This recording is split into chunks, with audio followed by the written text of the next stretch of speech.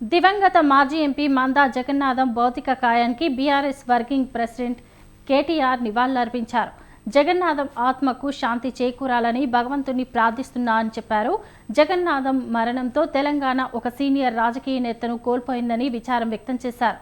చంపాపేటలోని జగన్నాథం ఇంటికి వెళ్లిన కేటీఆర్ ఆయన కుటుంబ సభ్యులను ఓదార్చారు. పాలమూరు జిల్లా రాజకీయాల్లో మందా జగన్నాథం తనదైన ముద్ర వేశారని కేటీఆర్ అన్నారు. ఎంపీగా ఆయన సేవలు చిరస్మరణీయమని కొనియాడారు.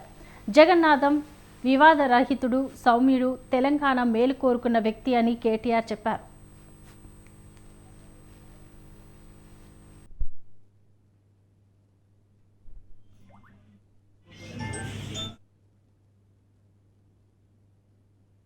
ఒక కీలకమైన ఘట్టంలో ఆనాడు పెద్దలు కేసీఆర్ గారి పిలుపుని అందుకొని తను అధికార పార్టీ అయిన కాంగ్రెస్ పార్టీని వదిలిపెట్టి ఆనాడు ఉద్యమంలో భారతదేశ స్థాయిలో యూపీఏ ప్రభుత్వం మీద ఒత్తిడి పెంచాలనే ఉద్దేశంతో మాతో కలిసి వచ్చిన నాయకుడు, వివాదరహితుడు, సౌమ్యుడు, అందరికీ ఆప్తుడు డాక్టర్ మందా జగన్నాథం. ఒక మంచి వ్యక్తి ఈ రోజు దాదాపు 21 రోజుల పాటు మృత్యువుతో పోరాడి దివంగతులు కావడం అందరికీ కూడా బాధాకరం. డాక్టర్ గారు ఎప్పుడు కలిసినా ఒకటే మాట చెప్పేవారు, బాగా కష్టపడాలి, మన పార్టీ ఇంకా బాగుండాలి, తెలంగాణ బాగుపడాలి కోరుకున్న వ్యక్తి. విద్యావంతుడు, ఒక సామాన్య కుటుంబంలో జన్మించి 4 సార్లు పార్లమెంటు సభ్యుడిగా గెలిచే స్థాయికి ఎదగడమే కాకుండా నాగర్ కర్నూలు పార్లమెంటు కూడా విశేషమైన సేవ చేసిన నాయకుడు, మహబూబ్ నగర్ జిల్లా అభివృద్ధి కోసం పరితపించిన నాయకుడు డాక్టర్ మందా జగన్నాథం గారి మృతి పట్ల పార్టీ తరపున, వ్యక్తిగతంగా నా తరపున కూడా ప్రగాఢమైన సంతాపాన్ని, సానుభూతిని వారి కుటుంబానికి, ప్రత్యేకంగా వారి కుమారుడు శ్రీనాథ్ గారు కానీ, వారి కుమార్తె కానీ, అదేవిధంగా వారి మిగతా కుటుంబ సభ్యులకు కానీ, కుటుంబాన్ని మొత్తం కూడా ధైర్యం భగవంతుడు ప్రసాదించాలనుకుంటున్నారు.